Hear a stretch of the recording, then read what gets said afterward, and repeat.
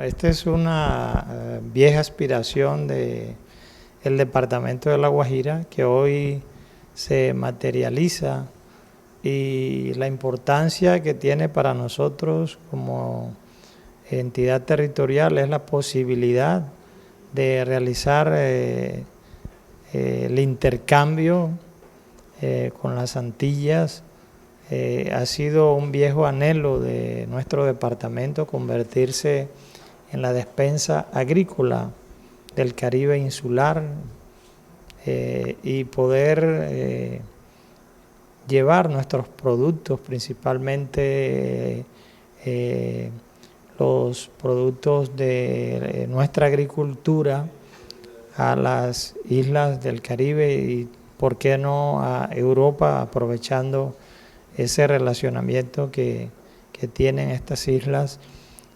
con los países europeos.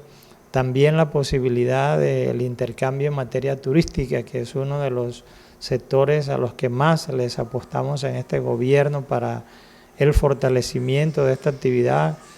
y hacer de ella uno de los principales renglones de la economía de La Guajira. La posibilidad también que podamos proveer a las Antillas de los materiales de construcción que también se dan aquí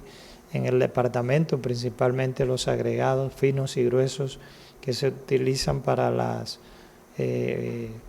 obras civiles. Y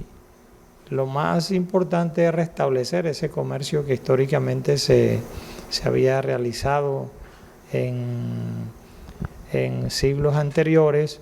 y que hoy tenemos la posibilidad de volver a utilizar no solo las rutas marítimas, sino también las rutas aéreas que nos permitan acercar estos o reencontrarnos como pueblos hermanos que hemos sido históricamente. Después de la firma del memorando de entendimiento que hemos suscrito el día de hoy, lo que sigue es la visita que tenemos proyectada y que había sido aplazada del mes de enero,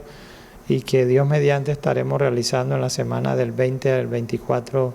de febrero.